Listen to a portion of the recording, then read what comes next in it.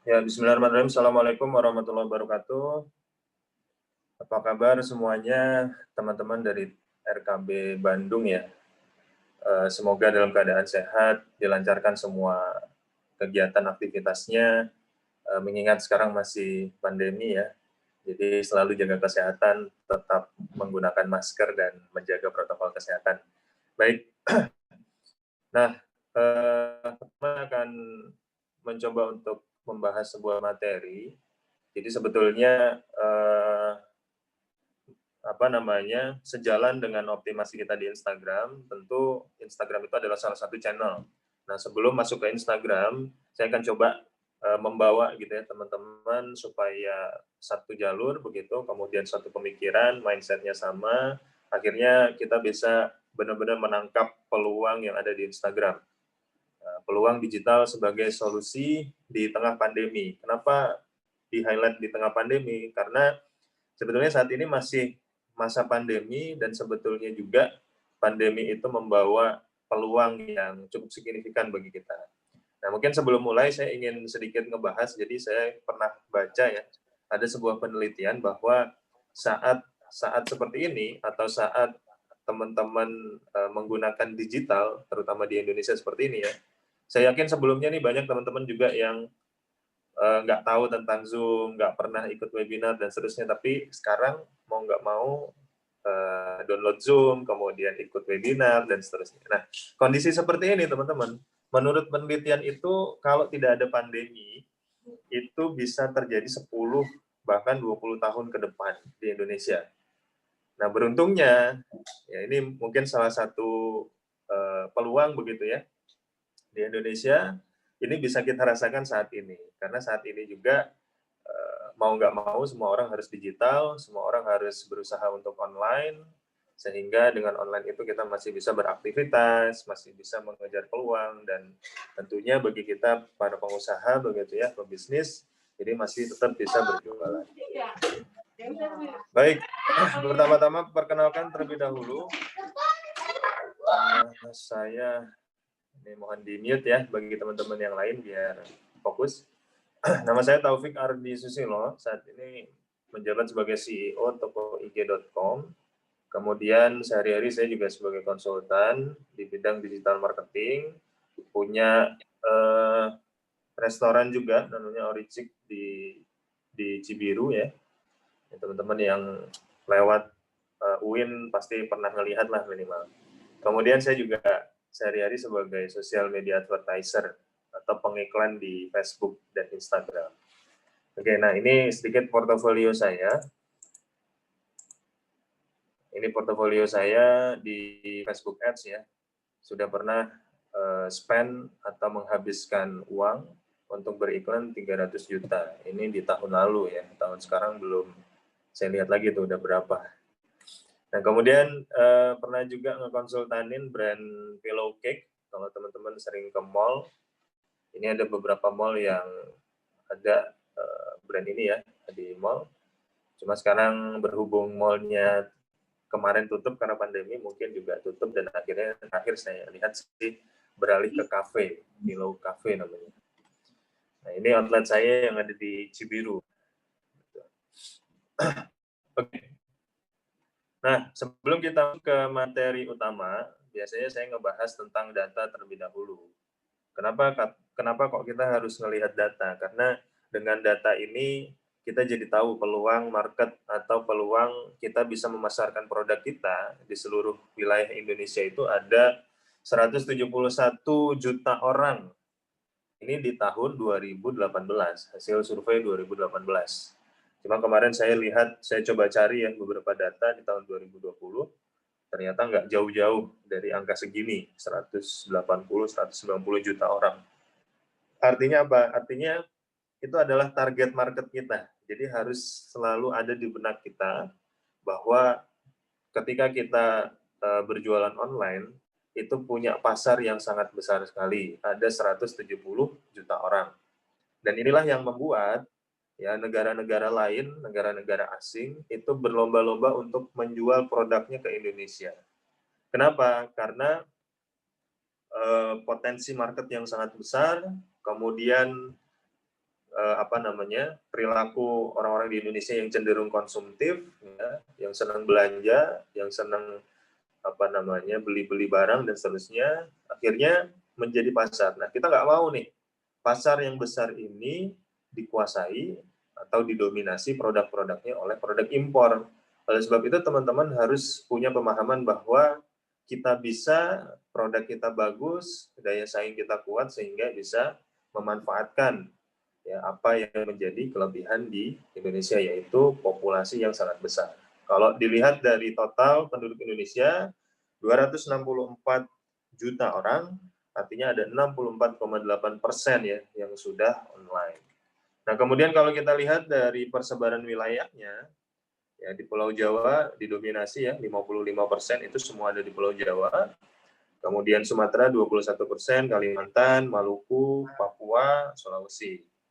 Nah, artinya apa? Dengan melihat peta ini teman-teman bisa menentukan ya mau menjual produk-produknya kemana.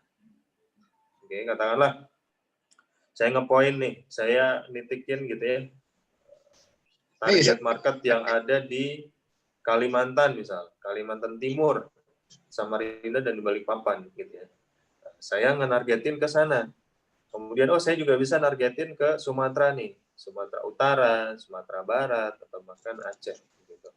Nah, ini sebetulnya persebarannya sangat luas sekali ya Indonesia itu. Kalau kita lihat di Sumatera itu ada 20%. 20% dari kali 170 juta orang ada berapa? Kita ambil aja 0,01% deh yang mau kita targetin. Itu udah berapa? Jadi saking luasnya target market ini membuat sebetulnya kita sangat leluasa sekali dalam menjual produk. Tentunya kalau ingin menjangkau orang yang ada di seluruh wilayah Indonesia, ya kita harus mikirin nih packagingnya, cara kirimnya, ya dan seterusnya. Karena misal nih jualan makanan tidak menutup kemungkinan bisa dikirim-kirim dengan cara apa?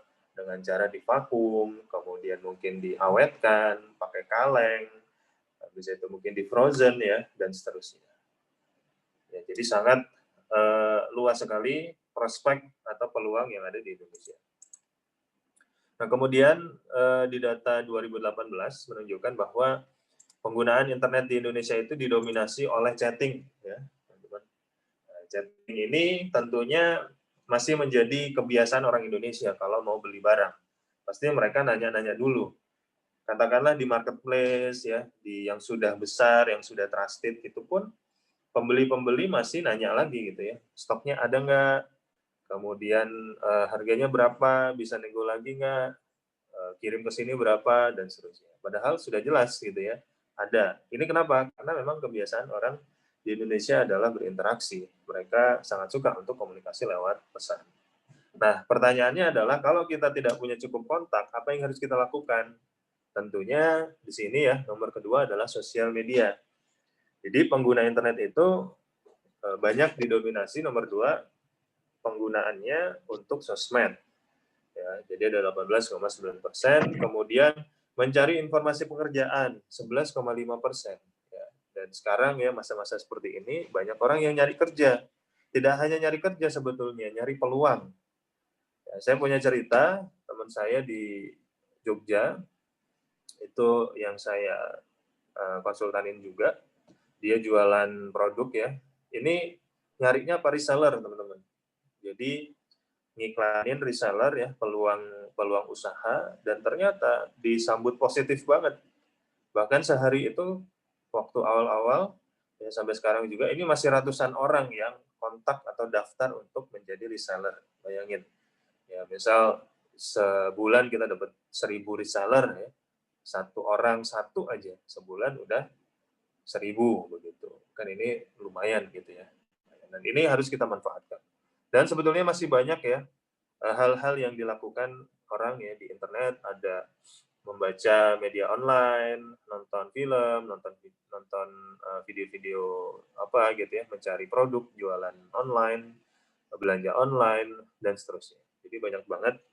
Cuma yang tiga besar ini adalah chatting, sosmed dan mencari informasi pekerjaan atau peluang usaha. Oke. Next. Nah, kemudian Kalau tadi nomor 2 itu ya, orang menggunakan sosmed, sebetulnya alasan mereka menggunakan sosmed itu apa sih? Jadi di sini ada 10 alasan ya, 10 alasan utama orang menggunakan sosmed. Yang pertama adalah mencari tahu apa yang dilakukan teman-temannya. Jadi mereka pengen tahu ya, atau kepo. Jadi kalau kita mau main sosmed, paling bagus adalah update setiap hari. Kenapa? Karena orang cenderung pengen tahu apa yang kita lakukan. Nah, misal nih, event ya apa namanya, info event sekarang ya, misal teman-teman lagi ikutin acara ini nih, itu dikasih tahu ke teman-teman yang lain ya, diposting, sehingga orang lain yang pengen tahu kita lagi ngapain itu terpuaskan begitu. Oh, si A lagi ikut pelatihan, ikut training, ikut workshop ya, jadi mereka nanti terpuaskan lah begitu rasa tahunya. Oke, kemudian mencari kabar dan event terkini. Gitu. Mencari kabar dan event terkini, mengisi waktu luang, ada mencari konten yang lucu dan menarik, berbagi pendapat, berbagi foto, dan seterusnya. Jadi ini alasan-alasan, sehingga dengan alasan ini sebetulnya kita bisa tahu gitu ya, kalau kita ingin main sosmed, itu harus ngapain. Ya, contoh di sini pengen tahu ya, berarti kita harus update status atau posting. Mencari kabar atau event, berarti kita juga harus nih sharing ya tentang berita-berita atau event-event terkini. Terus mengisi waktu luang, kira-kira supaya mereka nggak bosen ya, supaya mengisi kebosanan kita itu dikasih konten apa. Terus di sini juga ada lucu dan menarik. Jadi sebenarnya dengan alasan ini aja teman-teman sudah paham harusnya ya bagaimana menjalankan sosial media atau konten apa yang harus kita posting di sosmed kita setiap hari begitu. Oke, nah kemudian ini juga ada data penggunaan Instagram. Jadi di tahun 2020 ini Instagram naik terus, teman-teman. Di bulan Januari 62 juta, di bulan Mei 69 juta penggunanya. Artinya ada kenaikan 7 juta orang. Nah, kalau kita lihat lagi berdasarkan usia, ternyata Instagram itu tidak didominasi oleh remaja sebetulnya. Ya, tidak didominasi oleh remaja. Artinya apa? Kalau kita lihat di data ini, usia 25 sampai 34 tahun itu ada 30%. Artinya usia 25 sampai 34 itu adalah usia produktif, di mana mereka bekerja, mereka sudah menikah, punya rumah, punya pekerjaan, ya, punya anak, dan seterusnya. Jadi sangat cocok sekali ya untuk kita targetkan sebagai media penjualan utama, media promosi utama kita di Instagram. Oke. Kemudian ini sebetulnya memang didominasi oleh usia 18 sampai 24. Cuma perbedaannya tidak terlalu jauh, 37% saja. Ya, jadi tidak terlalu jauh. Dan 18 sampai 24 ini masih punya uang lah gitu ya. Mereka yang sekolah sudah SMA atau kuliah atau bahkan udah ada yang kerja juga gitu. Oke, nah faktanya bagaimana? Faktanya sekarang ya mal-mal pada tutup ya, banyak yang masih tutup, kemudian dibatasin, sepi banget pengunjungnya dan seterusnya. Akhirnya ya mau nggak mau kita semua harus online. Ini aja masa sebelum pandemi, gitu ya. Apalagi pas pandemi, terutama di mal-mal ini di Jakarta ya. Kalau teman-teman lihat banyak mal-mal besar yang sepi juga, banyak yang tutup, apalagi sekarang. Gitu. Jadi ini adalah saatnya kita berusaha untuk memaksimalkan ya potensi online yang ada. Dengan cara apa? Dengan cara belajar ya digital marketing. Cuma banyak yang bilang digital marketing itu susah ya. Digital marketing itu ribet, terus juga caranya gimana sih nggak paham. Ya. Kemudian banyak juga yang berpikiran ya saya gaptek. Padahal belum dijalanin, belum dicoba, tapi udah bilang gaptek. Itu semua sebetulnya karena kita nggak percaya aja kalau kita bisa. Kalau kita mau belajar, kita mau berusaha bersungguh-sungguh, nanya atau cari mentor, kemudian tanya-tanya dan seterusnya, itu pasti bisa. Nah, ini ada sedikit video ya, inspirasi. Jadi teman-teman bisa tukang beca aja bisa jualan pakai Facebook. Di Yogyakarta, seorang tukang beca memanfaatkan jejaring sosial ini untuk mencari pelanggan wisatawan asing. Hasilnya, setiap wisatawan yang kenal melalui Facebook mencarinya jika datang ke Yogyakarta. Dan penghasilannya pun bertambah, bahkan rumah yang ia tempati sekarang bantuan wisatawan Inggris yang dikenal lewat Facebook.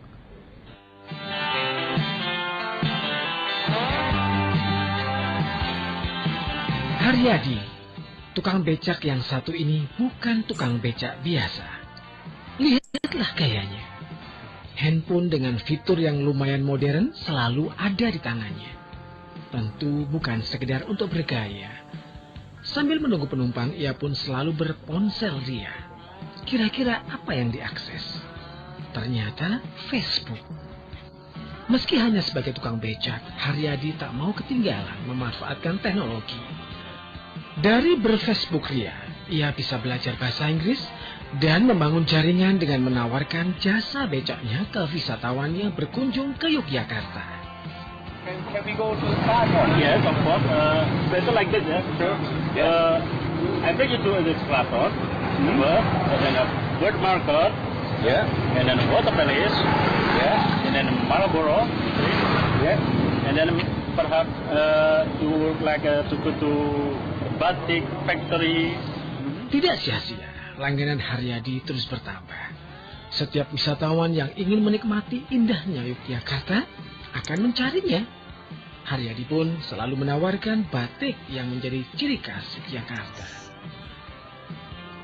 Saatnya menunggu langganan kembali. Saatnya berFacebook ria. Haryadi memang harus berkorban sedikit mengeluarkan uang tambahan untuk pulsa. Namun ia merasa tidak rugi karena dari nimbrungnya ia di jejaring sosial Facebook, Haryadi memiliki 888 teman di seluruh dunia. Ternyata dari situ bisa menawarkan sesuatu, atau katakanlah marketing. Marketing apa? Menawarkan apa? Yaitu menawarkan jasa tentang becak saya. Dari usahanya menarik becak dan menggunakan Facebook, diakui penghasilannya bertambah. Bahkan rumah yang ditempati sekarang, pemberian wisatawan Inggris yang dikenalnya juga lewat Facebook. Di rumah inilah ia membesarkan anaknya setelah sang istri meninggal waktu gempa Yogyakarta beberapa tahun lalu. Haryadi satu dari jutaan orang yang mencoba menggunakan teknologi dengan bertanggung jawab dan menghasilkan keuntungan. Dari Yogyakarta, Yosef N. melaporkan. Oke, jadi itu ya inspirasinya teman-teman. Tukang beca aja bisa memanfaatkan sosmednya untuk jualan. Nah, pertanyaannya nih, kita sekarang udah sampai mana? Ya, jangan kalah sama tukang beca begitu yang notabene pendidikannya tidak tinggi, kemudian juga pas-pasan, tapi bisa memanfaatkan sosial medianya untuk memaksimalkan usahanya. Oke, kita next ya. Nah, lalu bagaimana sih sebetulnya step by step menjalankan digital marketing itu? Ya, kalau tadi kita lihat kayaknya kok gampang banget sih, si tukang beca aja bisa begitu. Ya, sebetulnya sesimpel itu. Intinya apa? Intinya kita mendapatkan target market, kemudian memposting atau membuat sebuah postingan tentang penawaran atau jualan kita, kemudian nanti teman-teman kita ngelihat, mereka tertarik dan akhirnya terjadi transaksi. Semudah itu. Namun banyak nih hal-hal yang menjadi menjadi batasan begitu ya, maksudnya batasan karena memang kita sibuk nih, tidak fokus dan seterusnya, akhirnya tidak maksimal dalam menjalankan digital marketing itu. Oke. Kenali dulu apa itu digital marketing. Jadi sebetulnya digital marketing ini sama ya dengan marketing pada umumnya. Kalau teman-teman tahu, marketing itu adalah kegiatan mempromosikan ya sebuah merek atau produk kita. Bedanya digital marketing ini menggunakan media digital. Ya, media digital itu apa? Salah satunya sosmed, ada Facebook, ada Instagram, ada Twitter dan seterusnya. Kenapa menggunakan sosmed tadi? Kita bisa menjangkau seluruh daerah di Indonesia. Ya, kemudian orang-orang yang nggak kita kenal, orang-orang yang nggak pernah kita ketemuin, kemudian bisa secara cepat, real time, relevan, pribadi, dan seterusnya. Jadi banyak banget keunggulan digital marketing dibanding dengan marketing pada umumnya atau marketing konvensional. Oke, nah tadi ya banyak sekali ya, ada medsos, ada website, ada messenger, ada video channel, ada marketplace, ada forum, ada blog, dan seterusnya. Jadi banyak banget nih. Nah tentunya kita harus kita coba dulu nih, misal yang paling mudah apa? Tentunya media sosial. Kenapa? Saya yakin Bapak dan Ibu, teman-teman semua minimal pernah nyobain sosial media. Walaupun misal sekarang jarang dipakai lah, kemudian jarang, atau misal sudah dihapus dan seterusnya. Yang penting adalah pernah nyobain, gitu ya. Jadi kalau pernah nyobain, saya yakin bisa. Ya. Jadi pertama kita akan mencoba media sosial. Intinya apa? Sering aja dibuka, sering nyobain, sering dibuka, sering otak-atik ya. Itu nanti jadi terbiasa dan akhirnya bisa. Jadi bisa itu karena biasa. Oke.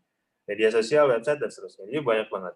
Nah, kemudian, ini digital marketing ya, banyak sekali harus yang kita jalankan, tapi buang ini semua. Ya, kita fokus setahap demi setahap. Apa itu? Nah, saya sudah rangkum ke dalam 10 langkah digital marketing. Yang pertama, itu teman-teman harus ketahui dulu bahwa digital marketing itu sebetulnya ada beberapa tugas. Ya. Ini nggak perlu tim, tapi sebetulnya teman-teman harus ketahui tugasnya apa aja. Ada digital marketer, ada konten, ada copywriter, ada campaign, dan seterusnya. Gitu. Nah ini memang kalau yang profesional ya, itu timnya harus banyak. Kenapa? Tugasnya banyak gitu ya. Tapi kalau kita sekarang yang penting kita coba ketahui dulu tugasnya apa aja. Nah, digital marketer itu untuk merumuskan strateginya. Ya, misalnya kita pakai medsos, kemudian kita mau buat apa di medsosnya, gitu ya. Apa yang mau kita promosiin, apa yang mau kita campaign apa, kampanye apa, iklan apa, postingan apa, dan seterusnya. Itu tugasnya digital marketer dan campaign. Kemudian ada konten nih, ini yang buat konten. Kemudian di sini ada web, ini yang buat web. Ini customer service, ini nanti yang terima pelanggan. Nah, cuma ini sebetulnya, ini jangan teman-teman lihat, oh harus ada 10 orang gitu. Enggak. Tapi ini tugasnya. Kalau sekarang teman-teman masih bisa kerjain ini semua, ya katakanlah, oh saya bisa nge-CS-in, saya masih bisa posting, saya masih bisa nentuin ini strateginya gimana, maka nggak apa-apa, jalanin itu sendiri juga nggak masalah. Ya. Oke, yang kedua, tentukan siapa target market atau pasar yang mau dibidik. Ya. Jadi target market itu harus kita tentukan di awal. Kenapa? Supaya jelas ya produknya nanti apa, dan memudahkan kita ke depannya untuk menjalankan digital marketing. Nah, produk ini sebenarnya apa sih? Ini kategori ya teman-teman ya, atau bahasa gaulnya niche. Jadi mau main di niche apa? Niche itu apa? Kategori produk nih. Contohnya seperti ini. Ya, saat ini produknya teman-teman itu ada di kategori yang mana? Ya, misal, oh ternyata saya jualannya herbal nih. Ya, herbal ya, atau misal madu dan seterusnya. Maka saya bisa masukkan itu ke dalam perawatan, misal atau kesehatan. Jadi yang berhubungan dengan kesehatan saya masukkan di kesehatan. Kedepannya apa? Nanti kita sudah punya target market yang ketika kita ingin nyari produk-produk yang lainnya, ya, maka target market itu sesuai dengan yang saat ini ada. Ya, misal saya jualan alat-alat rumah tangga, ya, misal kayak kompor, panci, dan seterusnya. Nah, ini rumah tangga. Nanti saya bisa cari produk-produk yang lainnya karena masih di dalam satu niche ya, satu kategori produk. Nah, kemudian setelah kita tahu niche-nya, kita targetin siapa yang tepat menjadi pembeli produk kita. Nah, target ini apa? Ya, contoh misal dari usianya berapa sih? Kemudian mereka sukanya apa? Kemudian mereka followersnya siapa? Followingnya siapa? Misal, oh mereka suka dengan artisnya Raffi Ahmad misal. Kayak gitu. Kemudian, oh mereka suka dengan influencer influencer hijab gitu ya, Rachel Fenya misal, dan seterusnya. Jadi kita harus tahu nih siapa yang tepat menjadi pembeli produk kita. Ya, sampai detail kalau bisa ya teman-teman. Jadi selain ada usia, kemudian ada jenis kelamin, kemudian ada lokasi mereka kira-kira tinggalnya di mana, sudah bekerja atau belum, sudah berumah tangga atau belum ya, dan seterusnya. Sukanya apa, hobinya apa, ya. Jadi semakin detail semakin bagus.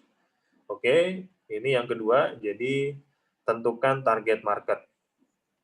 Nah, yang ketiga baru nih kalau kita sudah punya nih, oh bayangan target marketnya A, maka nanti kita bisa sesuaikan dengan produk yang kita pasarkan. Nah, contohnya begini ya teman-teman. Jadi ini cara mencari produk nih. Ya, misal, oh saya di sekitar rumah saya nih, ya, misal saya di komplek perumahan. Ternyata di komplek perumahan ini lagi butuh alat-alat rumah tangga. Kenapa? Karena penghuninya itu masih muda-muda gitu ya, masih baru berumah tangga. Artinya apa? Mereka butuh dong, ya kayak misal, oh butuh furnitur, oh butuh alat masak dan seterusnya. Nah, saya cari ini produknya cari di mana? Di marketplace. Itu bisa ya teman-teman. Jadi kalau teman-teman nggak punya produk, di marketplace bisa nyari produk untuk di resellerin atau di dropshipping. Nah, kemudian juga nah ini kalau teman-teman punya produk sendiri, ya usahakan buat variasi. Kenapa? Karena ketika kita membuat produk-produk yang memang sesuai dengan kebutuhan, maka produk kita bisa menjadi pilihan bagi mereka. Ya. Contoh nih misal ada teh botol. Teh botol itu banyak banget variannya ya. Ada yang kaca, ada yang kaleng, ada yang kotak, ada yang kotak kecil, kotak besar, kemudian ada yang botol plastik. Ini dalam rangka mereka mencari atau menyesuaikan dengan keinginan pelanggannya. Ya. Kemudian juga rasanya ada yang original, ada yang tawar, ada yang gulanya sedikit, ya, dan seterusnya. Jadi semakin banyak varian, ini akan membuat target market kita itu bisa menyesuaikan dengan kebutuhan atau kesukaannya. Oke, nah kemudian juga ada quotes yang sangat menarik dari Seth Godin. Jadi kalau kita mau jualan itu jangan cari customer untuk produk kita, ya. Tapi carilah produk untuk customer kita. Paham ya maksudnya? Kenapa? Karena lebih mudah, teman-teman. Jadi kalau kita punya customer, kita tahu keinginan mereka apa, kebutuhan mereka apa, tinggal kita samakan aja nih, cari. Oh saya misal tadi ya di perumahan itu rata-rata masih pada muda gitu ya, baru berumah tangga. Artinya mereka punya kebutuhan untuk rumah tangganya. Misal butuh alat dapur, kemudian alat furnitur, alat rumah, aksesoris rumah dan seterusnya. Gitu. Jadi ini akan lebih cepat membantu kita dalam rangka mengkonversi atau terjadinya closing. Kalau ada customer-nya. Tapi kalau misal kita udah siapin nih produknya dulu, ya kita udah ada produknya, habis itu bingung, ini konsumennya siapa ya? Gitu ya. Akhirnya apa? Ya lama ya. Kita harus cari dulu konsumennya, harus coba riset pasarnya dan seterusnya. Harusnya kita sudah tahu dulu customer-nya siapa, konsumennya siapa, baru kita lempar produknya. Oke, yang keempat, nah ini juga menjadi sebuah kewajiban ya bagi teman-teman yang memang ingin menjalankan digital marketing menggunakan atau memiliki website. Nah, ini nanti ada dari toko IG itu sudah bisa memfasilitasi, jadi kita bisa bikin website otomatis dari Instagram. Jadi kita nggak perlu bikin-bikin lagi. Oke, nah ini yang menarik ya. Nomor 5, pilih sumber traffic. Oke, sumber traffic itu kalau tadi kita sudah bahas ya, kita ingin mengoptimasi Instagram, ya, maka ya kita pilih Instagram. Nah ini ada perbandingan. Ya, sumber traffic itu apa? Sumber pengunjung. Ya, kalau zaman dulu itu pengunjung atau orang melihat iklan kita lewat ada brosur, ada voucher, ada poster, baliho, TV. Tapi kalau sekarang gimana? Kalau sekarang itu lewat Facebook Ads, lewat Instagram Ads, lewat AdWords, lewat web, blog, marketplace, forum, endorse, dan seterusnya. Nah, kita harus pilih nih, kita mau maksimalin yang mana. Karena kalau sudah kita tahu, ya, maka sebetulnya di dalam dunia digital itu ada 3 kategori traffic. Yang pertama tidak bisa dikendaliin, yang kedua bisa dikendaliin, yang ketiga milik kita sendiri. Maksudnya gimana? Jadi kalau kita ingin mau mau ngiklan gitu ya, atau kita mau posting, itu kita nggak bisa maksa orang supaya mereka mau, ya, atau supaya mereka lihat, itu tidak bisa kita paksa. Yang tidak bisa dikendalikan. Kalau bisa dikendalikan, ini kita bisa paksa mereka supaya lihat iklan kita. Yang ketiga, milik sendiri. Nah, milik sendiri ini lebih powerful. Kenapa?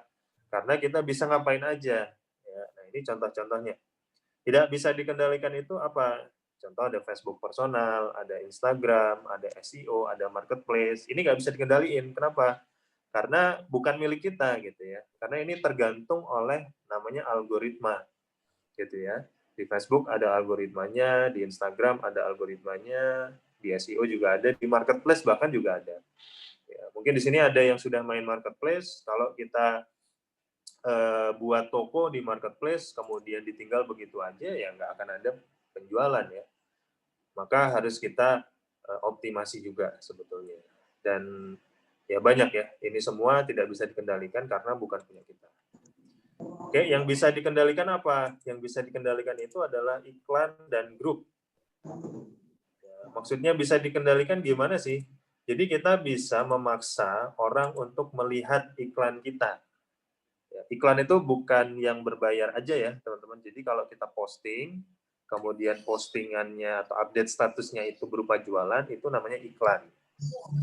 Oke, nah lewat mana yang bisa dikendalikan? Tentunya lewat iklan berbayar atau ads. Lewat iklan berbayar ini bisa dikendalikan. Kenapa?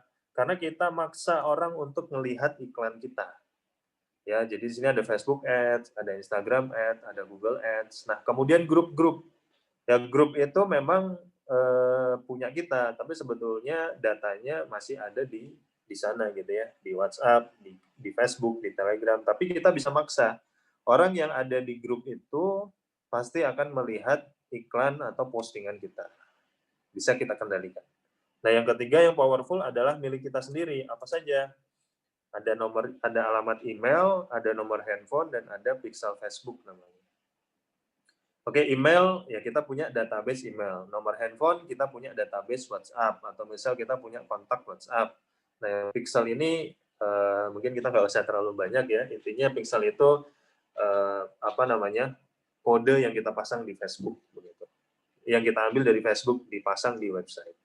Nah, jadi kalau milik sendiri ini bisa kita maksimalin. Kita mau lakuin apa? Kita broadcast, setiap hari bisa. Kita telepon, juga bisa, kita langsung nge-WA, itu juga bisa, kita langsung ngasih email, itu juga bisa. Nah, milik sendiri ini adalah powerful, paling powerful, atau paling kuat, karena kita bisa langsung direct. Pertanyaannya adalah bagaimana kita mendapatkan ini semua, ya, nomor handphone, email, pixel, ya. Bagaimana caranya? Tentunya kita harus mengoptimasi dulu ya, sosial media yang kita punya. Oke, nah ini sedikit ngebahas ada 5 lagi sebelum kita masuk ke optimasi Instagramnya. Jadi yang keenam ini strateginya ya, namanya funnel. Funnel itu strategi supaya kita bisa closing. Ya, dengan cara apa? Dengan cara nih, kalau di sosial media, orang cenderung suka dengan sesuatu yang gratis. Ya. Makanya nih, banyak yang bikin giveaway, ya. Kemudian banyak juga yang bagi-bagi diskon, bagi-bagi voucher, dan seterusnya. Kenapa? Dalam rangka mereka ini ya menarik orang dengan magnet. Magnetnya itu ya contohnya gratis, ya giveaway, kemudian beli satu gratis satu, diskon, promosi, voucher dan seterusnya. Nah, kalau kita sudah menarik orang, tentunya orang itu tertarik, maka harus kita tangkap apanya, datanya. Ya, kalau misalnya ada giveaway, ya gimana cara ikutannya? Ya, kamu harus Yang pertama, isi nomor telepon, nomor WA, yang kedua, nomor alamat email, yang ketiga, tag teman-teman kalian misal. Jadi di tag tuh. Nah, kita dapat datanya kan. Nah, setelah dapat baru kita prospekin. Ya, kita prospek itu dengan cara apa? Bisa kita WA, ya, kita tanyain, kemudian kita edukasi sampai akhirnya nanti mereka closing ya, kemudian kita kirim barangnya, kita minta testimoninya. Setelah mereka tertarik ya, setelah mereka closing kemudian ngasih testimoni, kita bisa cross atau upsell. Maksudnya apa? Kita bisa tawarin lagi nih, kita tawarin lagi dan akhirnya nanti mereka repeat order ya, sehingga mau menjadi reseller kita. Nah, kita nanti bisa tawarin tuh terakhir, yuk karena udah sering nih order di kita, jadi agen kita aja yuk. Nanti dapat tambahan penghasilan loh lumayan. Jadi ini adalah strateginya. Oke. Nah, yang ketujuh adalah tulis konten yang konsisten. Nah, konten ini ada 6 nih konten yang bagus ya. Yang pertama adalah original dan unik. Original dan unik ini maksudnya gimana? Ya, maksudnya adalah konten yang benar-benar kita buat sendiri, itu misal cerita kita, atau itu misal foto kita, video yang kita buat sendiri, itu original, dan ceritanya unik gitu. Misal nih kemarin ada Odading Mang Oleh gitu ya, itu kan unik gitu ya, belum ada sebelumnya yang bilang rasanya kayak Iron Man gitu. Nah, itu unik banget. Nah, teman-teman kalau bisa bikin kayak gitu, itu menarik sekali, original dan unik. Yang kedua adalah interesting dan mudah di-share ya, atau shareable namanya. Interesting itu menarik. Jadi kontennya lucu, kontennya sangat bermanfaat untuk di-share ya, dan seterusnya. Jadi kalau kita bikin konten ya, selain original unik, ada juga interest atau menarik dan mudah atau bermanfaat sehingga bisa di-share oleh orang. Kemudian tertarget dan akurat ya. Misal nih di Instagram kita usianya 25 tahun ke atas, artinya mereka sudah dewasa, jangan sampai kita bikinnya terlalu kekanak-kanakan. Jadi akurat tuh sesuai dengan target marketnya. Kemudian bebas dari kesalahan ya. Banyak tuh misal kita bikin konten ya sering typo atau sering salah kata, maka ini juga harus diperbaiki.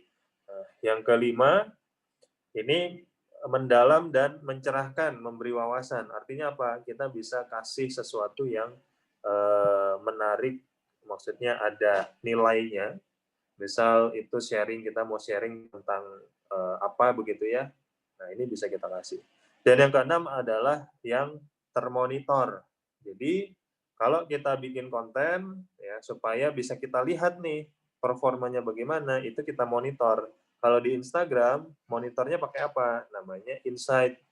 Di insight itu kita bisa lihat, misal nih hari ini yang paling banyak lihat konten kita siapa, dari mana, berapa, dan seterusnya. Itu pakai Instagram bisnis ya, nanti ada caranya. Oke, nah jadi konten yang bagus itu menjadi 3 alasan utama kenapa orang follow kita. Jadi kalau konten kita bagus, orang akan lebih mudah ya memfollow akun atau brand atau jualan kita. Yang kedelapan ya, selain konten tadi, copywriting. Copywriting ini sangat disarankan sekali karena sangat menjual begitu ya. Nah, copywriting, selain copywriting, jadi kalau kita urutkan ya, pemicu konversi itu ada beberapa. Konversi itu orang supaya closing begitu ya. Jadi ada gambar yang bagus atau video, kemudian copywriting, kemudian nggak ribet, ada insentif ya, ada free, diskon, voucher, promo-promo lainnya, dan ada limited offer. Apa itu limited offer? Misal nih hari ini harga segini, besok harga naik. Gitu. Atau misal promonya hanya berlaku bulan ini aja loh, dan seterusnya. Gitu. Oke, yang ke-9 ya, bangun database. Biasanya saya pakai database itu pakai MailChimp namanya. Ya, teman-teman bisa cobain juga. Karena di sini kita bisa ngedata ya, kontak-kontak yang masuk, bisa kontak nomor telepon, WA, email, dan seterusnya. Ini bisa dicoba ya. Dan yang ke-10 adalah dongkrak dengan influencer. Nah, ini contohnya nih. Buat kalian yang lagi di rumah aja dan gak mau ribet pakai kerudung, ini aku dikirimin kerudung instan. Dia bener-bener gak bikin pipi tembem dari Amity. Kalian bisa langsung cek Instagramnya, dia punya beberapa warna. Ada yang panjang segini, ada yang lebih pendek juga, segini. Nah, ini teman-teman kalau sudah melakukan itu semua ya, terakhir bisa nge-endorse. Endorse bisa siapa saja, nggak perlu yang mahal, yang murah-murah juga banyak. Cuman memang harus diperhatikan adalah engagement-nya mereka. Engagement itu apa? Jangan sampai nih misal, oh kita lihat followersnya udah 1 juta, tapi yang nge-likes cuma 100, 200, itu nanti nggak akan berguna tuh. Karena followers doang, tidak menghasilkan penjualan nantinya bagi kita. Nah, tapi kalau misal teman-teman mau nyobain ya, ini Rafael V-nya, ini cukup mahal tapi impact-nya luar biasa. Ini teman-teman fashion bisa cobain. Oke, nah kita sekarang masuk ke Instagram, optimasi Instagram ya. Saya langsung aja ke caranya ya teman-teman ya. Dan ini teknis, mudah-mudahan teman-teman bisa mengikuti. Baik. Sudah terlihat belum ya? Nah, jadi ada 4 hal penting dalam Instagram. Yang pertama, kita riset. Yang kedua, diperbaiki akunnya. Yang ketiga, optimasi. Yang keempat, itu ads pengetahuan aja. Ya, bagi yang mau menjalankan silahkan, bagi yang enggak, ya kita optimasi manual dulu. Gitu ya. Nah, apa saja yang harus kita lakukan? Yang pertama, riset. Riset itu apa? Riset itu kita mencari kata kunci yang tepat. Jadi riset gunanya untuk mencari kata kunci yang tepat. Bentar ya, ini. Nah, kata kunci ini nanti digunakan buat apa? Supaya orang ketika nge-search atau nyari akun kita di Instagram itu dapat akun kita ya, atau IG kita itu bisa ditemukan. Nah, ini ada kaidah kunci dari kunci adalah kata kunci dan rahasia adalah riset. Jadi kalau kita mau mendapatkan rahasia ya, yaitu dengan kata kunci yang rahasia, yaitu dengan riset. Nah, riset ini sangat mudah ya. Riset itu gunanya nanti untuk kita buat ya nama akun, kemudian judul, dan kita masukkan di deskripsi serta di hashtag. Ya, caranya gimana? Caranya dengan membuka Google. Nah, di dalam Google itu silakan teman-teman masukkan kata ya, kata dasar namanya. Kata dasar itu apa? Kata dasar itu produk kita. Ya, misal di sini saya jualan celana sarung. Ya, celana sarung tahu ya, celana yang modelnya sarung. Nah, saya jualan celana sarung, kemudian karena saya mau nyari ke reseller, ya, maka di depannya saya tambahin grosir. Jadi namanya grosir celana sarung. Nah, ini kita ketikin di mana? Di Google. Jadi kita ketik grosir celana sarung.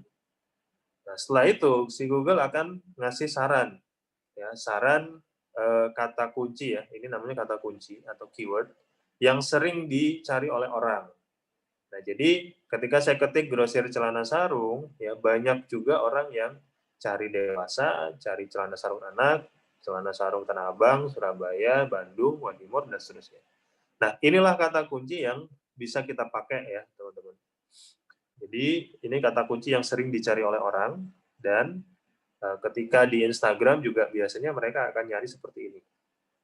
Ya, di Instagram itu kan bisa explore ya, bisa explore, kemudian nanti search. Oke, setelah itu, ya setelah kita dapetin ini, kita akan buat nama akun, judul akun, deskripsi memakai kata kunci itu. Nah, gunanya apa? Gunanya untuk membuat akun yang dicari oleh customer kita melalui kata kunci yang disimpan di nama akun, di judul, deskripsi, dan di hashtag. Gitu. Nah, kemudian setelah kita dapetin nih ya, ini jangan lupa dicatat ya atau di copy aja. Kita masukin ke dalam notes atau notepad ya, sehingga ini nggak lupa. Nah, setelah riset ya, nah ini ada contohnya. Jadi nanti akan kita taruh ya di dalam, ini ada nama akun, kemudian ini judul akun, kemudian di sini ada hashtag di dalam deskripsi.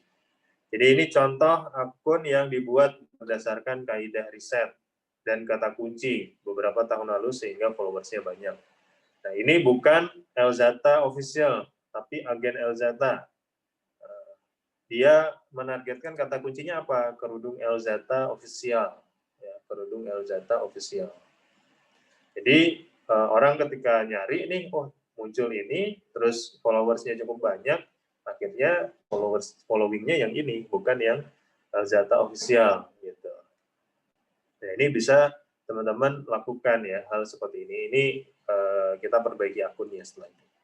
Oke, setelah itu, setelah kita dapetin kata kuncinya, kalau bagi yang belum punya Instagram, silahkan dibuat. Buatnya bisa pakai email, nanti tinggal daftar ya, daftar biasa, atau bisa dari nomor handphone juga. Nah, setelah kita daftar nih, nanti akan muncul ya, kita edit profil. Jadi, profil yang ada ya, atau Instagram kita itu harus kita perbaiki supaya tadi menarik, bisa dicari oleh orang, dan ditemukan oleh orang. Nah, caranya gimana? Tadi kita sudah dapetin kata kunci itu, kita masukkan ke dalam profil kita. Yang pertama ada judul akun. Nah, ini judul akun yang ini ya. Nah, judul akun ini tinggal kita masukkan ya, celana sarung. Saya bisa tambahkan di sini brand saya, misalnya celana sarung Humaira misalnya. Ya, kemudian ada nama akun. Nah, nama akun ini yang tadi, grosir celana sarung. Kenapa grosir?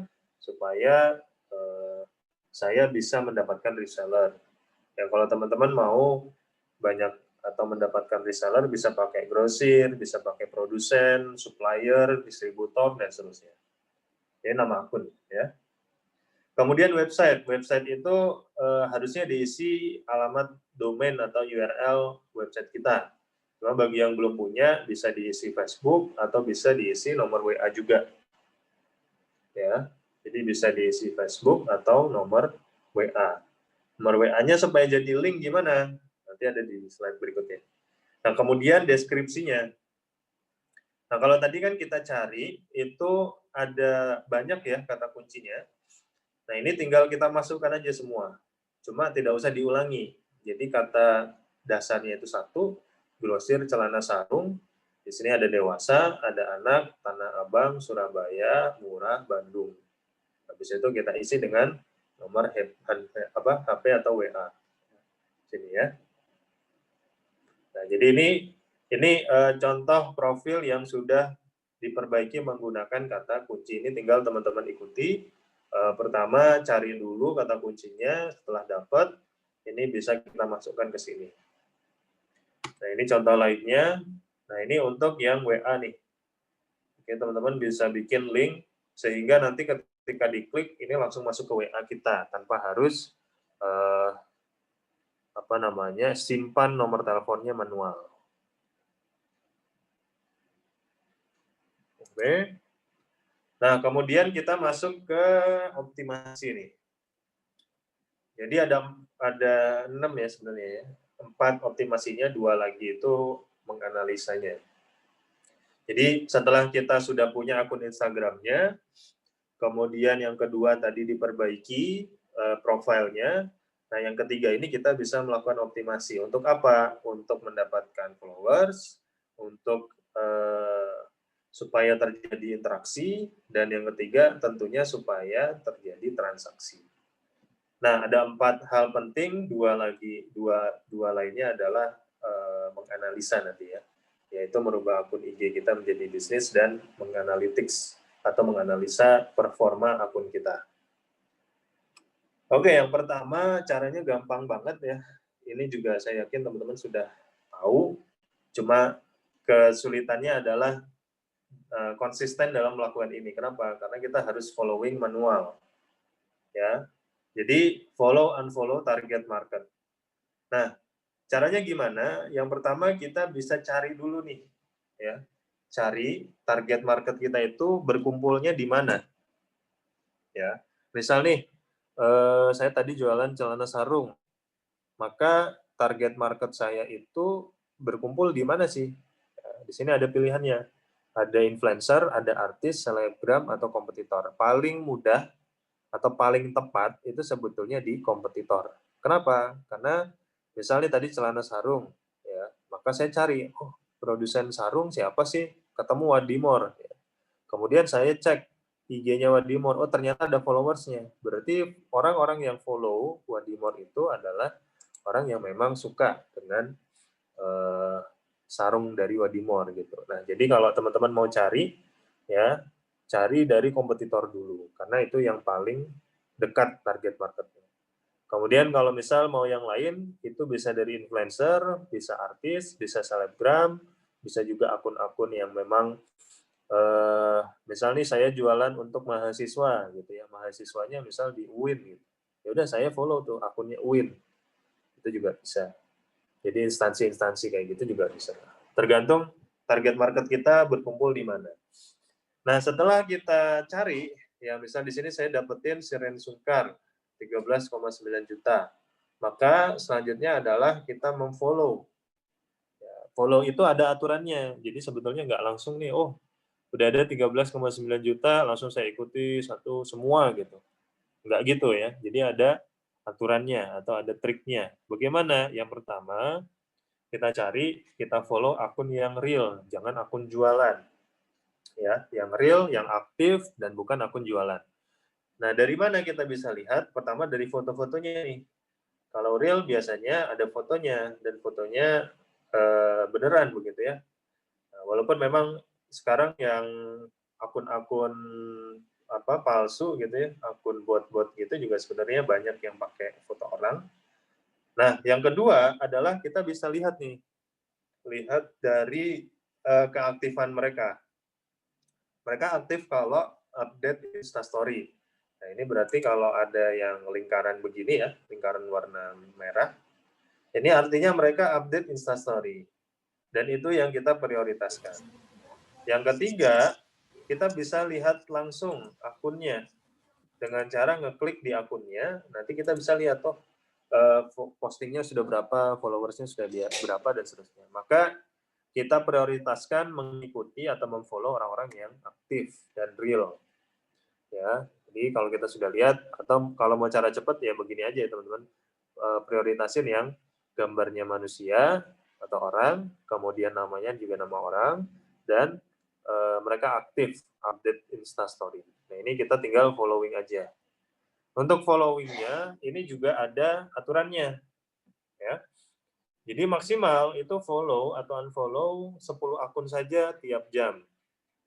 Ini supaya kita terhindar dari ban ya, supaya kita nggak kena ban. Jadi jangan terlalu banyak. Sebetulnya kalau mau sampai 15 atau 20 masih boleh, masih bisa. Tapi kalau udah lebih dari 20 ini riskan banget gitu ya. Bisa-bisa nanti ke ban. Oke, ini tinggal di-follow aja. Nah, untuk unfollow-nya kita bisa lakukan setelah 1 atau 2 minggu. Jadi misal seminggu kita follow dulu semuanya, 1 minggu kemudian kita unfollow. Sama, 1 minggu berikutnya lagi kita following dulu, kemudian minggu berikutnya tinggal kita unfollow. Dan unfollow itu juga ada maksimalnya, jadi jangan nge-unfollow semua, tapi kita harus bertahap ya, 10 akun maksimal di 1 jam. Gitu. Dan kalau mau unfollow kita juga bisa di sorting ya, atau diurutkan dari yang paling lama atau yang paling lama kita follow ya, itu bisa diurutkan. Nanti dari yang paling lama dulu tuh kita unfollow 10 sampai habis, baru nanti kita following lagi. Kayak gitu aja. Nah, ini sebetulnya caranya gampang, tapi sulit karena konsistensinya. Jadi butuh konsisten teman-teman untuk following ini. Dan saya sudah pernah menjalankan ini ya, seminggu aja itu saya pernah dapat 200 followers baru hanya dari following ini, dengan catatan setiap hari dilakukan. Dan ada kira-kira 20% itu nanti akan follow back kita atau following kita lagi. Jadi misalnya kita udah follow 1.000 orang, maka rata-rata biasanya average-nya itu akan ada 200 orang yang follow back kita. Nah, oh ya satu lagi saya kelupaan, setelah kita follow, jangan lupa teman-teman, ini di likes ya, di likes dan di komen. Di mana? Di akunnya mereka. Fungsinya apa? Supaya mereka lihat, kemudian dibalas, dan ketika mereka di-follow, mereka akan fallback. Itu presentasenya jauh lebih bagus ya kalau kita likes dan komen di IG-nya mereka.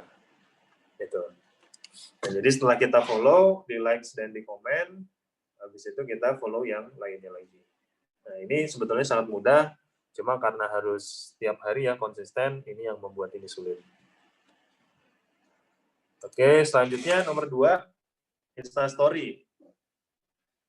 Nah, kalau teman-teman mau mengoptimasi Instagram, pastikan sering mengupdate Instastory. Kenapa? Karena sekarang itu orang-orang cenderung lebih suka bukanya story daripada yang di timeline atau di postingan biasa.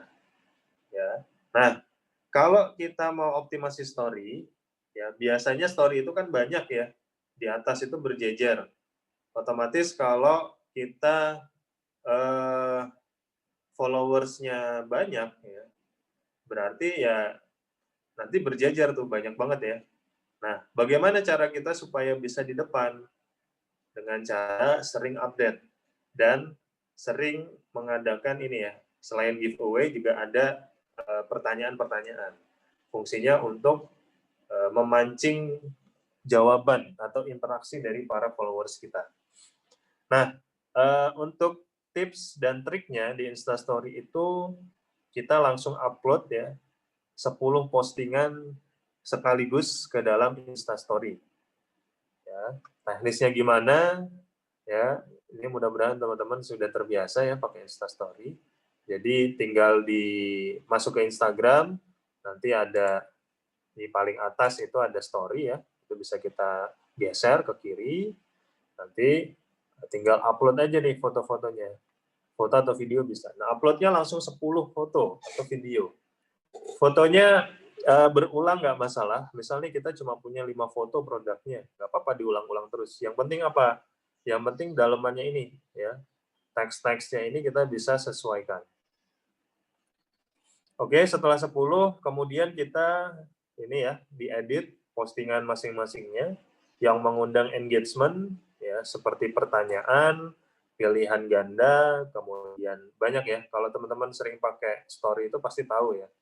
Pasti tahu. Bagi yang belum sering gimana, dicoba-coba dulu aja. Ya, dicoba-coba, kita bisa pakai namanya itu stiker-stiker ya, di story itu banyak banget, ini bisa dicoba-coba aja. Kalau misal mau nyoba bukan di akun utama, ya itu juga boleh. Jadi teman-teman misal nih buat akun kedua, untuk nyoba-nyoba, untuk testing. Oke, nah setelah 10 postingan, kemudian juga 10 itu kita pakaiin apa namanya, ini ya, kata-kata begini, pertanyaan, ya lebih suka warna apa nih, kemudian hari ini lagi ngapain, suka makanan apa, dan seterusnya banyak banget ya pertanyaan-pertanyaan kayak gitu. Nah, setelah 10, nah ini teman-teman sehari postingnya 2 kali, artinya ada 20 postingan yang bisa kita posting. Ini paling bagusnya ya, kalau misalnya teman-teman mau nyobain dulu, 5 dulu, 3 dulu, itu nggak apa-apa. Yang penting nanti ketika sudah terbiasa, ini postinglah 10. Karena 10 itu nanti yang paling bagus. Postingnya 2 kali sehari, ya di jam-jam yang rame. Jam rame itu jam berapa? Malam, ya, atau misal siang, gitu. Nah, ini nanti kita juga bisa tahu ya, kalau kita sudah pakai Insight, itu kita bisa tahu jam followers kita aktif itu jam berapa aja. Oke. Kemudian ini foto-fotonya bisa sama, yang penting isinya aja beda-beda. Atau misal kita mau cari wallpaper seperti ini, itu bisa, yang penting teksnya ini. Kenapa? Ini mengundang orang menjawab, sehingga kalau ini dijawab, ini interaksinya jadi tinggi, dan Instastory kita bisa muncul di paling depan. Gitu. Oke, ini yang kedua, Instastory.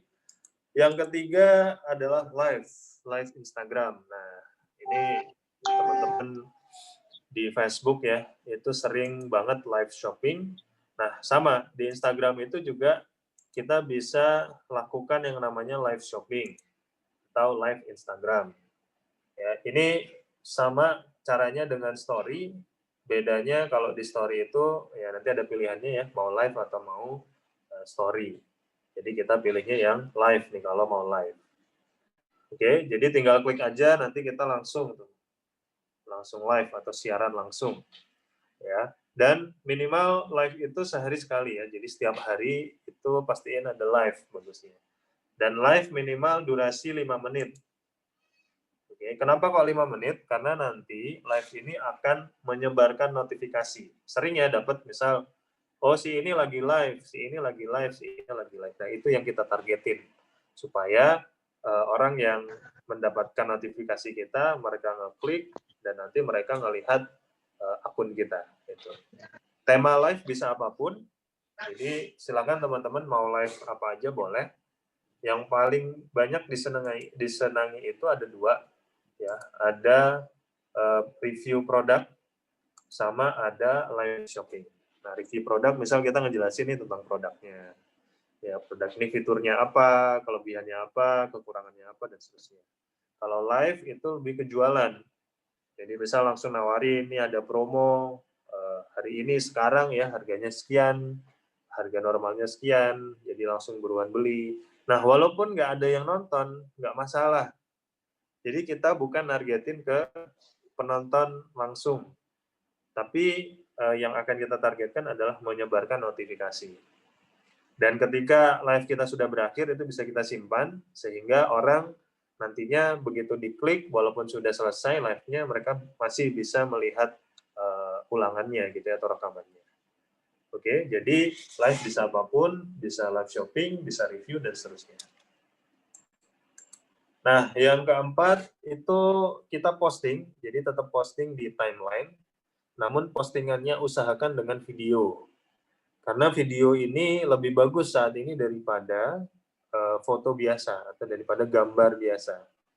Ya, seperti di Instastory. Instastory itu kan sebetulnya video ya dia bentuknya, walaupun kita postingnya gambar, tapi dia bentuknya video. Nah, ini lebih disenangi daripada hanya gambar biasa aja. Maka kalau kita mau update postingan itu pastikan pakai video.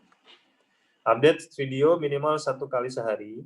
Jadi kalau kita mau isi konten ini minimal sehari sekali. Nah, video itu juga nggak harus video yang bagus, kita bisa rekam sendiri, atau misal teman-teman punya aplikasi editing ya di handphonenya, itu bisa ngeedit dari gambar, jadi kita bikin namanya slideshow, ya, dan ini nanti bisa kita save sebagai video. Nah, kemudian setelah kita punya nih upload video ya, gunakan caption, ya, captionnya biasa, standar, nggak masalah. Yang penting ada hashtag. Ya. Jadi ada hashtagnya apa? Hashtagnya kata kunci tadi. Ya, contoh misal tadi celana grosir murah, Bandung, Tanah Abang, dan seterusnya, itu kita masukin di dalam postingannya. Nah, ini contoh di kitchen set ya, atau interior. Nah, ini kita masukin berapa sih hashtag yang ada atau yang harus ada, minimal 5 ya teman-teman. Jadi usahakan minimal 5, maksimal 30. Jadi kalau misal teman-teman punya hashtag banyak, sampai 30 itu boleh dimasukkan. Nah, tinggal diketikkan aja ya. Diketik misalnya kitchen set, nanti otomatis si Instagram akan ngasih saran. Ya, jadi Instagram akan ngasih saran hashtag-hashtag yang bagus. Gitu. Oke, yang kelima, ini rubah jadi IG bisnis. Jadi caranya, silakan teman-teman untuk rubah ke IG bisnis, bisa masuk ke profil dulu, kemudian nanti klik edit profil, ya. Di sini ada klik edit profil. Nah, nanti di sini ada teks ya, switch to professional account. Nah, ini bisa kita klik. Ini kita klik, nanti di sini ada kategorinya apa? Misal kategorinya kuliner, fashion, dan seterusnya. Ini tinggal kita pilih aja. Ya, habis itu klik next, dan seterusnya, maka akun kita nanti bisa jadi akun bisnis. Oke. Kalau misal ini di next, ada suruh hubungkan dengan Facebook, ini bisa kita skip dulu aja. Ya, jadi kalau skip itu nanti bisa otomatis ya, Facebooknya kita tunda dulu, karena ada beberapa pengaturan kalau kita mau hubungkan dengan Facebook. Jadi kita skip aja sampai Instagramnya beres menjadi akun bisnis. Kenapa harus akun bisnis? Karena di akun bisnis itu ada insight. Nah, insight ini yang kita perlukan. Untuk apa? Untuk melihat data performa akun kita. Nah, ini nanti ada nih, kita bisa lihat ya, selama 7 hari sudah berapa followersnya, sudah berapa yang menjangkau, orang-orang yang kita jangkau, kemudian interaksinya sudah ada berapa. Nah, ini ada jangkauannya, ternyata di hari Selasa itu jangkauannya paling tinggi dibanding dengan yang lain. Kemudian profile visitnya, artinya orang yang mengunjungi IG kita ada berapa, orang yang ngeklik website kita ada berapa. Nah, di sini juga ada nih usianya ya, kita bisa lihat nanti followers kita itu maksimal didominasi usianya berapa sih. Kemudian gendernya apa, misal laki-laki atau wanita atau perempuan. Kalau misal banyakkan perempuan ya kita sesuaikan kontennya nanti dengan perempuan. Kalau misal banyak laki-laki kita bisa sesuaikan kontennya dengan konten laki-laki. Kemudian kita bisa lihat juga nih, oh ternyata jam paling aktif itu jam berapa. Karena ini beda-beda ya teman-teman. Jadi sesuai dengan target atau sesuai dengan followersnya. Kalau misal nih followers kita kebanyakan pekerja, biasanya jam 12 nih tinggi. Atau nanti jam 8 atau jam 9 tingginya. Nah kalau misal followers kita itu pelajar gitu ya. Nah ini juga nanti beda. Ibu rumah tangga misalnya ini juga beda. Jadi ini nanti akan beda-beda sesuai dengan followers kita. Nah, kemudian kita juga bisa lihat nih interaksi itu di hari apa aja paling tinggi. Nah, di sini ternyata ini followers ya. Di hari Selasa nih paling tinggi ya. Orang nge-follow. Kemudian di hari Sabtu Minggu ini paling sedikit orang nge-follow karena pada jalan-jalan gitu ya, nggak buka sosial medianya. Gitu. Nah ini sebenarnya beda-beda ya, tergantung dari orang yang follow kita atau target market kita.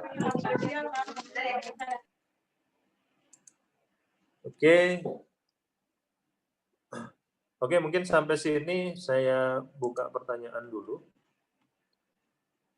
Silakan bagi teman-teman yang ingin bertanya ya, silakan di chat dulu. Sedikit lagi, ini saya sedikit menjelaskan tentang toko IG. Jadi kenapa sih ada toko IG? Nah ini kita melihat betul ya bahwa UMKM sekarang terdampak sangat signifikan oleh COVID. Kemudian Instagram berkembang pesat menjadi media penjualan utama. Jadi yang baru-baru mulai ini biasanya pakai Instagram. Kemudian teman-teman UKM ini kalau mau bikin website biasanya terbatas nih finansial, bahkan teknikal atau cara membuatnya, cara memaintainnya, cara memanagenya ini punya keterbatasan. Jadi toko IG hadir sebagai solusi mudah untuk membuat toko online dengan mengoptimalkan Instagram kita, begitu. Nah, apa itu toko IG? Alat bantu untuk memudahkan kita membuat website hanya dari akun IG. Jadi akun Instagram kita itu nanti akan kita ambil atau kita buatkan website dari Instagram. Jadi teman-teman tidak perlu lagi upload produk, upload harga, upload deskripsi dan seterusnya. Ini nggak perlu lagi. Kenapa? Karena sudah kita ambilkan dari Instagram. Nah, ini juga membuat teman-teman tidak perlu ngapa-ngapain lagi di website. Jadi nggak perlu manage, tidak perlu update. Update-nya fokus aja di Instagram. Oke, nah fitur-fiturnya apa saja? Jadi bisa membuat toko online dalam hitungan menit. Nah ini contoh tokonya, nanti tampilannya seperti ini.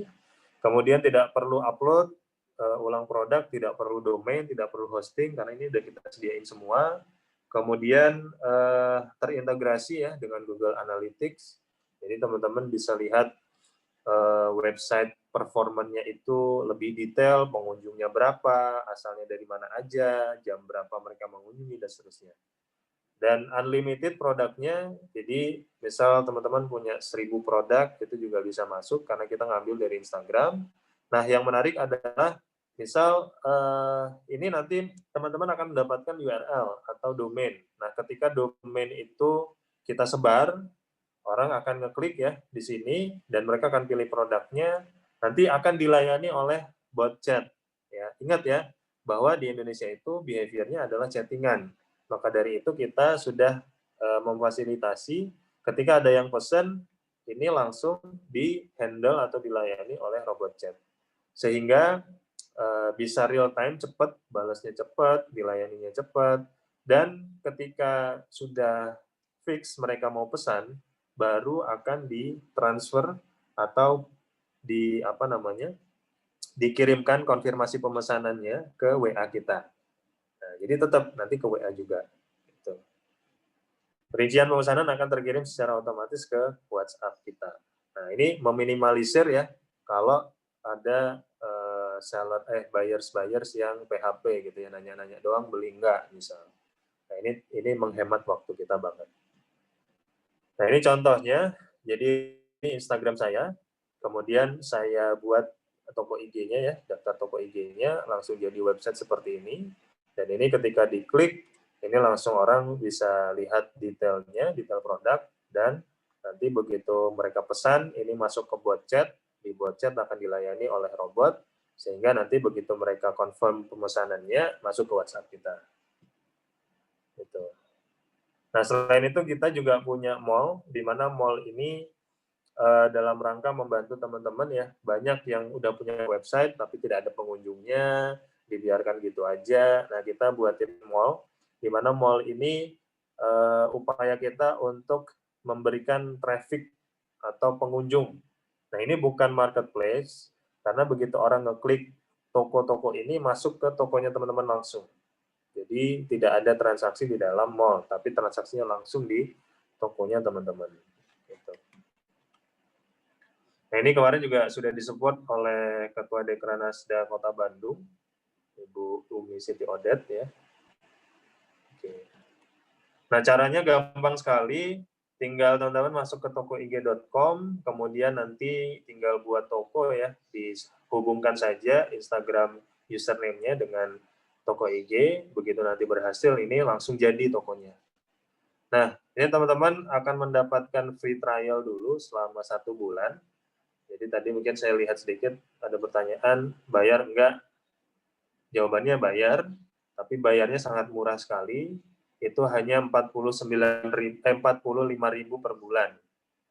Nah, teman-teman dapat free trial dulu selama 1 bulan. Gitu. Nah, bagi teman-teman yang mau ya tadi ya melakukan optimasi itu harus konsisten dan manual. Oke, tapi ada cara mudahnya, yaitu kita sebenarnya sudah sediakan tools. Nama toolsnya Smart Insta, di mana tools ini bisa auto follow, ya tadi mengerjakan following secara otomatis, bisa juga nge-unfollow secara otomatis. Selain itu, bisa juga memberikan likes dan komen secara otomatis. Jadi seperti yang saya bilang di awal ya, tadi kalau kita sudah follow harus likes dan komen, maka dengan adanya tools ini itu bisa otomatis robot yang mengerjakan. Jadi kita tinggal sekali klik aja, itu otomatis nanti si Instagram ini akan kita akan otomatis ya bisa mendapatkan followers. Dan ini sudah saya tes selama 1 minggu, anti ke-ban, tidak akan ke-ban ya, selama teman-teman ngejalanin ini. Jadi kita maksimal itu following tiap 5 menit. Jadi 5 menit sekali follow. Gitu. Oke, dan ini untuk Smart Insta ini gratis bagi teman-teman yang ikut toko IG. Cuma ada minimalnya, minimal itu berlangganan 3 bulan. Ya, jadi gratis untuk berlangganan 3 bulan. Sama ini juga gratis. Ini apa? Ini kalau teman-teman punya WhatsApp group, biasanya nge-save nomor itu kan manual ya. Nah, kalau ini kita bisa ekspor ya, bisa kita ambil langsung database-nya, tinggal buka aja di website ya. Terus kita bisa simpan ya, ambil nomor di grup WhatsApp secara massal. Jadi langsung otomatis kita ambil nomor kontak grup WA-nya. Ini juga gratis, itu minimal berlangganan toko IG yang 3 bulan.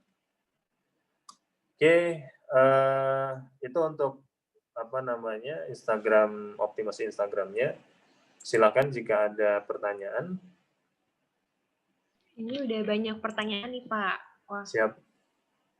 Saya bacakan ya Pak ya satu-satu dari Salamina Jewelry nih Pak, katanya izin bertanya, kalau bar feed kita bisa masuk di Explore itu harus gimana nih Pak? Kalau apa? Biar konten feed-nya itu Oh, bisa masuk ke Explore. oke. Biar feed. Jadi yang pertama, kita harus memaksimalkan interaksi, ya. Karena akun yang banyak interaksinya ini akan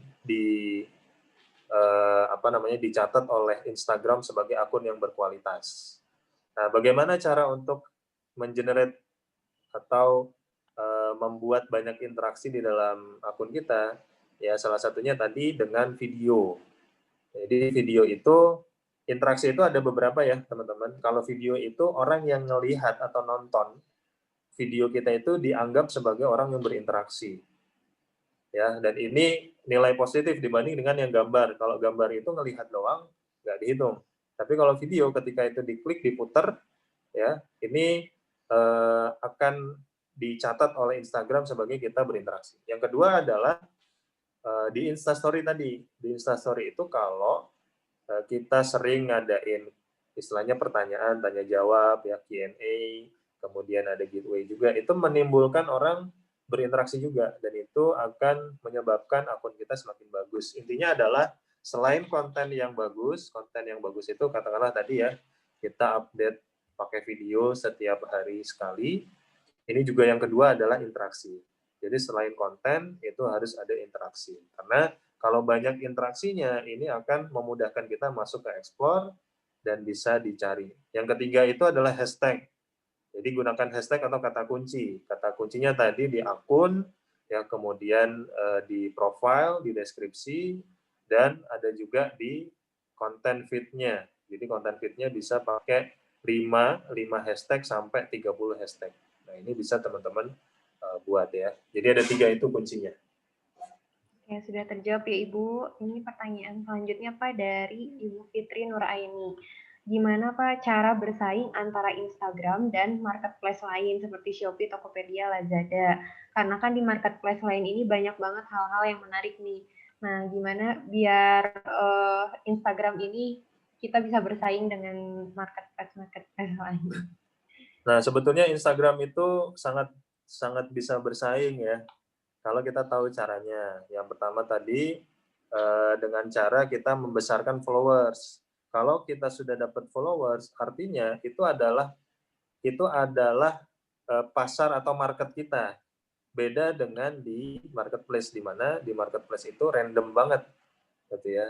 Yang paling murah yang menang, yang paling banyak ngasih benefit, keuntungan yang menang. Persaingan harga secara terbuka, branding tidak kita dapatkan, dan database itu juga kita nggak bisa punya. Ya, misalnya ya, tiba-tiba katakanlah kalau di ada yang salah satu marketplace, misal belanja.com, itu kan tiba-tiba tutup tuh. Akhirnya apa? Ya kita nggak bisa dapat apa-apa, udah tutup ya udah hilang gitu. Semua aset yang kita bangun di marketplace itu hilang. Artinya apa? Kita numpang di marketplace itu. Tapi kalau kita punya sosmed sendiri, yang pertama, aset itu punya kita. Followers itu adalah aset, dan aset ini sangat berharga. Kenapa? Bisa kita jadikan atau bisa kita definisikan sebagai database. Nah, ya ada kemungkinan juga sih Instagram atau Facebook itu tiba-tiba tutup. Tapi kita nanti punya database-nya. Ada database selain followers ya, bisa kita minta juga database WA, nomor telepon, kemudian email, dan seterusnya. Jadi kalau kita serius untuk membangun aset digital ini, maka ini akan sangat powerful. Dan yang kedua adalah kita bisa nge-branding. Karena branding itu sangat mahal ya kalau kita hitung secara value atau angka. Misal nih, teman-teman bayangin kayak misal tadi ada Elzata, itu kan sudah menjadi brand gitu ya. Ada Zoya, misal, kemudian juga brand kuliner ya. Nah, itu bagaimana cara membangun brandnya? Ya tentunya lewat sosmed-sosmed ini. Kalau kita sudah punya brand, tidak lagi bergantung kepada marketplace ya. Kita bisa jualan sendiri di akun-akun yang kita miliki. Gitu kurang lebih. Ya Pak, baik. Ini ada pertanyaan dari Pak Engkusti. Katanya, apakah account harus berbeda untuk dua jenis usaha? Ya, ketika jenisnya sangat berbeda signifikan, ya tadi ya kita ingat jenis itu niche market. Ketika niche marketnya berbeda signifikan, maka sebaiknya rekomendasinya adalah kita membuat akun yang berbeda karena target marketnya ini akan beda juga. Misal ya, saya jualan kuliner dengan fashion, ya mungkin ini masih sedikit related lah. Ada yang sangat berbeda, misal jualan hijab dengan jualan hijab kan buat perempuan gitu ya, jualan makanan yang buat laki-laki, misal herbal gitu ya, herbal laki-laki. Ini kan beda banget. Kalau kita campur tentu nggak akan bisa. Nah, disesuaikan dengan kebutuhan. Jadi kalau misal kebutuhannya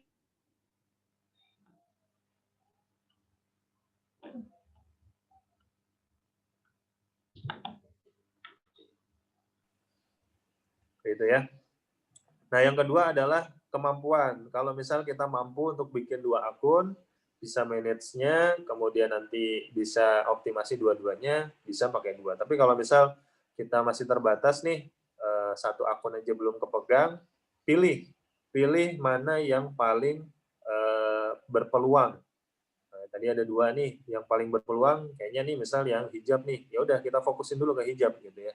Sampai ini kita tahu, wah ini kayaknya udah nggak bisa lagi nih, baru kita nanti beralih fokus ke yang satu lagi. Gitu. Pak, nah ini ada pertanyaan dari Pak Ambar Wahab. Katanya, apakah ada aplikasi untuk upload Instastory secara terjadwal, Pak? Untuk sekarang belum ada. Waktu itu pernah ada, tapi karena Instagram sering update juga, banyak yang error gitu ya. Nah, memang untuk upload ini penjadwalan atau otomatis itu dari Instagram sebetulnya tidak memperbolehkan. Ya, ada aplikasi di luar Instagram untuk bisa upload ke dalam Instagramnya. Mungkin banyak, tapi saya tidak merekomendasikan. Tidak merekomendasikan untuk upload karena nanti pasti berbayar yang pertama untuk aplikasi-aplikasi seperti itu, dan yang kedua adalah sering error ya. Bahkan aplikasi besar seperti Hotsuite ya, teman-teman tahu Hotsuite itu tidak bisa upload apapun ke Instagram ya, nggak bisa menjadwalan, nggak bisa langsung klik upload, nggak bisa ya, dan seterusnya. Itu karena memang IG tidak memperbolehkan begitu. Daripada nanti error, mending manual aja dulu ya Pak ya. Ya, mending manual dulu, dimaksimalin aja. Kalau misal sehari baru bisa 2 kali, baru bisa 2 posting, 3 posting, itu nggak masalah. Yang penting ada dulu gitu. Oke, siap Pak. Ini ada pertanyaan lagi nih Pak. Apakah centang biru bisa mempengaruhi ke penjualan kita? Terus misalkan daftar lewat account request verification dan menyertakan KTP bisa jadi centang biru kah? Susah nggak tuh Pak prosesnya?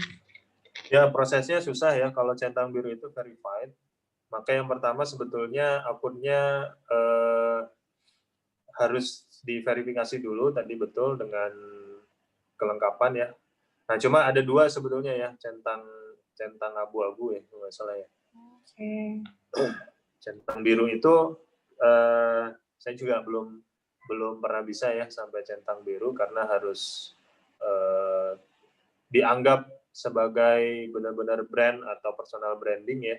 Dan yang kedua itu followersnya juga mempengaruhi. Followersnya harus cukup banyak, ratusan ribu gitu. Itu sih. Nah, untuk jualan ya sebetulnya mempengaruhi banget. Kenapa?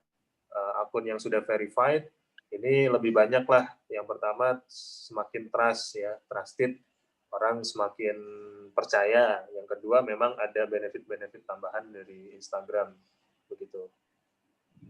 Oke Pak, ini pertanyaan dari Pak Klik nih Pak. Bagaimana bikin coding link yang menarik di bio agar nyambung ke online shop atau WA?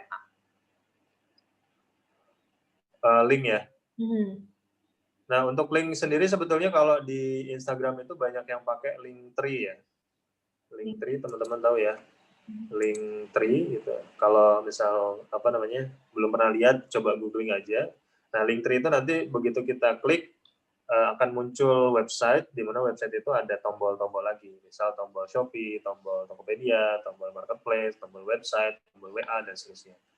Nah, itu pakai itu kalau mau banyak. Ya, kalau mau cuma satu aja, misal saya punya website, sudah bikin di toko IG, mau itu aja, udah masukin aja URL-nya langsung. Gitu sih. Dan untuk Linktree itu gratis ya Pak ya, kalau misalkan kita mau? Gratis, ya gratis. Ya Pak, ini dari Bu Atik dari Laris Galeri. Pak, bagaimana cara yang efektif untuk bikin IG Ads? Awalnya saya coba Ads, lumayan yang follow, tapi kok sekarang Ads orang hanya nge-like aja ya, tapi nggak follow. Ya, jadi kalau Ads itu ada beberapa variabel atau beberapa hal yang harus dikerjakan ya. Yang pertama, tentunya kontennya. Jadi kalau kontennya menarik, ini pasti akan banyak yang klik atau visit ya. Nah, yang kedua adalah tujuannya. Tujuannya jangan ke likes, jangan ke profile, tapi tujuannya usahakan ke website. Karena nanti si IG ini juga akan milih. Ya, kalau tujuannya hanya ke DM atau ke profil, itu kita nggak dapetin data. Tapi kalau ke website ini nanti akan mendapatkan data. Nah, yang ketiga, itu adalah target marketnya. Jadi target marketnya harus lebih spesifik. Ya, misal kita nargetin usianya benar-benar nih, kalau tadinya usia 20 sampai 50, kita lebih spesifikin lagi.